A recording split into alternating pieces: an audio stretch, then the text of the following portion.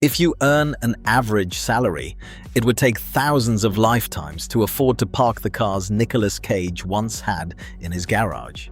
At his peak, this Hollywood star owned more than 50 cars, from rare Ferraris and vintage Bugattis to ultra-luxury Rolls-Royces and legendary Jaguar racers, a collection that even many billionaires would envy. But the craziest part is that almost that entire collection, worth tens of millions of dollars, vanished in just a few years. Not because Cage was bored with them, but because he was forced to sell them to pay off a $6.3 million tax debt. Ironically, many of the cars he once sold are now worth several times what he paid for them. In this video, we'll step inside Nicolas Cage's approximately $40 million car collection, from a fairly modest classic roadster to an extremely rare Bugatti that only 6 people in the world have ever owned. And trust me, the last car will truly make you wonder how Nicolas Cage could ever sell it. We start with the most affordable car in his collection. The first car on the list might surprise many people, because compared to the multi-million-dollar supercars following it, it's almost the simplest car. That is the 1975 Triumph Spitfire Mark IV. Nicolas Cage once described himself as a fan of British culture, and that wasn't just reflected in the films or properties he owned in Somerset, but also in his car choices.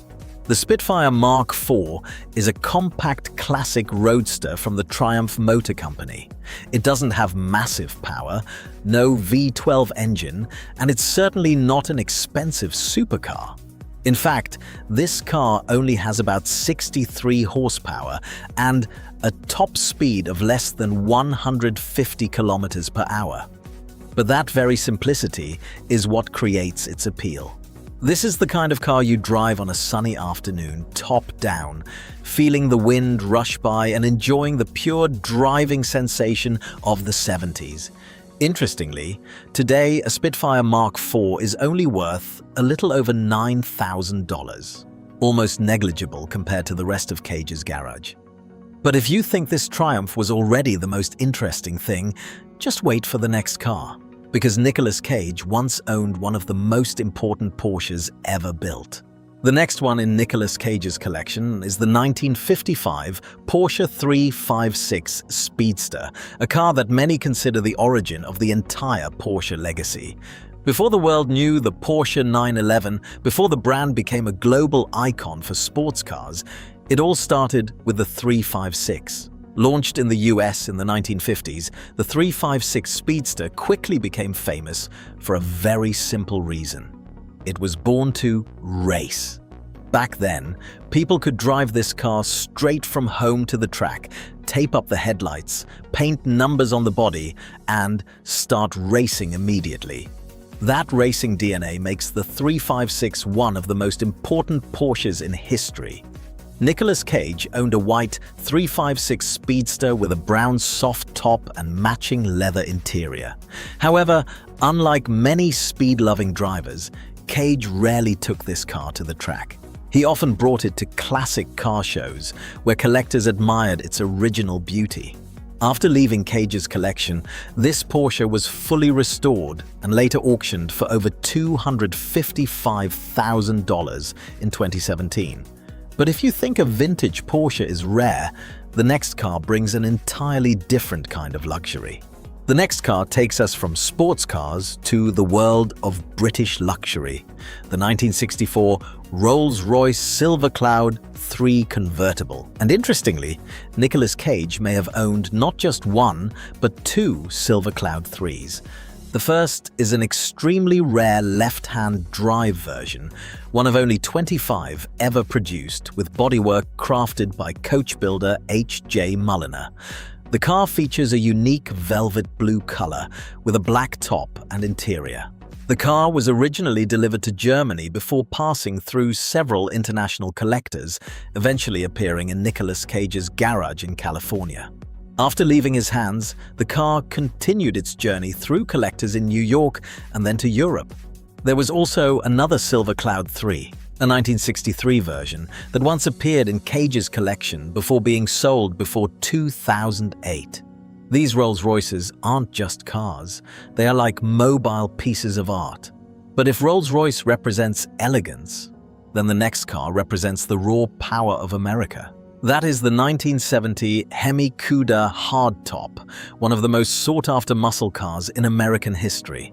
Only 284 units were produced with a 4-speed transmission, and Nicolas Cage owned number 128 of those.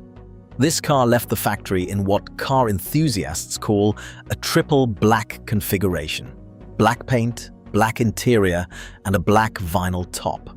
A combination that made the car look both mysterious and aggressive. What makes it even more special is that the car is entirely numbers matching, meaning the entire engine and mechanical details are exactly as they were when they left the factory, even confirmed by the famous Mopar expert Galen Gouvier. For muscle car lovers, this is almost the perfect car, but the story of the Cuda in Nicolas Cage's collection ended quite unexpectedly. After splitting with his longtime girlfriend, Cage decided to sell this car at a collector auction, and like many other cars in his garage, it left for the highest bidder. But if the Hemi Cuda is American muscle, the next car is a speed nightmare from Italy. The next car is the Lamborghini Diablo 5T, a true Italian supercar. After starring in the movie Running with the Devil, Nicolas Cage ordered a Diablo in a very special color, bright orange. The reason is quite interesting. Cage's favorite movie is A Clockwork Orange, and he wanted his Lamborghini to reflect that. But this Diablo isn't a normal version. It's the extremely rare Alpine edition, with only 12 units produced, and Cage's was number 5. Under the hood is a V12 engine with over 500 horsepower, enough to turn any road into a stage for speed. The Diablo is true to its name, a devil on the streets. However, the story of this Lamborghini has a rather unfortunate ending.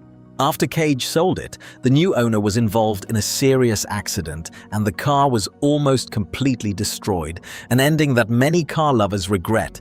But if the Diablo was a crazy supercar, the next Ferrari is truly a legend. The Ferrari 275G TB/4 debuted at the 1966 Paris Motor Show and immediately became one of the fastest cars in the world at the time. The special thing about this Ferrari lies in its 4-cam V12 engine, extremely advanced technology for its time. Nicolas Cage bought this car in 2007 and kept it until 2014 before selling it to a collector in the UK. Interestingly, it seems Cage didn't drive this Ferrari very much. When it returned to the market in 2018, the odometer read about 50,000 miles. That averages out to less than 1,000 miles per year. The car still retains its original Argento silver paint and beige leather interior. After leaving Cage's collection, this Ferrari underwent a comprehensive restoration to bring it back to factory specifications. But the next car is even more special because it's not just a sports car, it's a piece of world racing history. The 1955 Jaguar D-Type was designed with a single goal: to win Le Mans.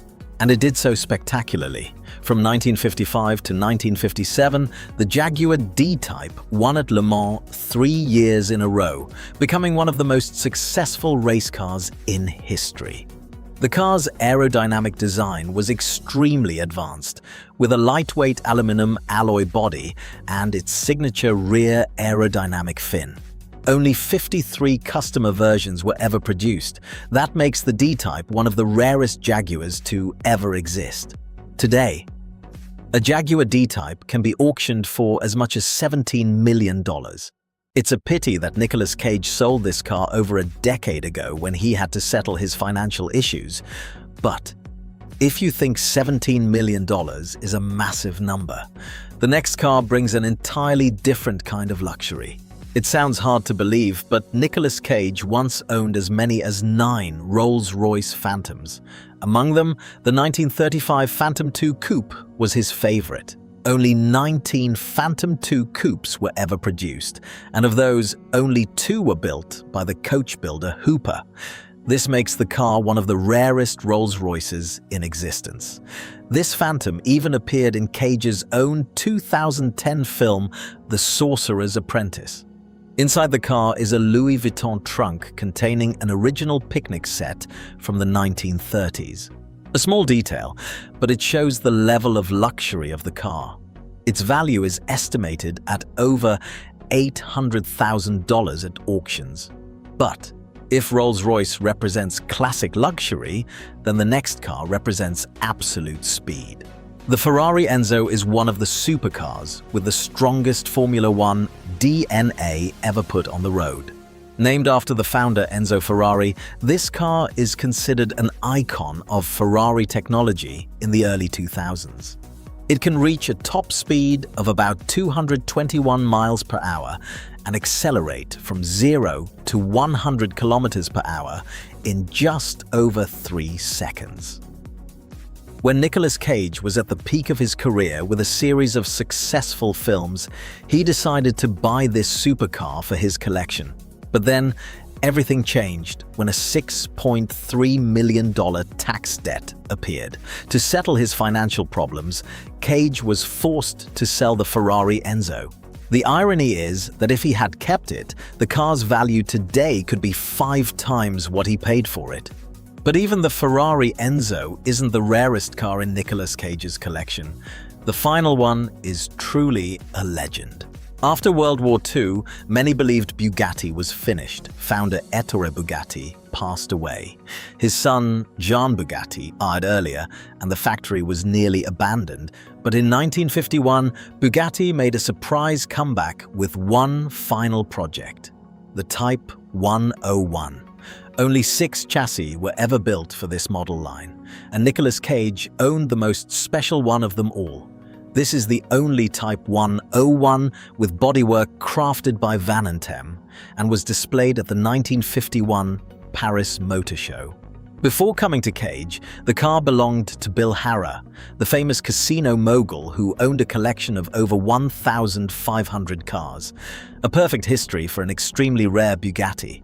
Such cars are almost impossible to buy with money because they are a part of automotive history.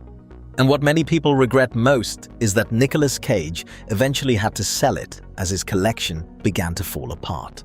If Nicolas Cage could bring one car from his collection back to his garage, which one do you think it would be? The Ferrari Enzo, the Jaguar D-Type, or the extremely rare Bugatti Type 101? Let me know your choice in the comments.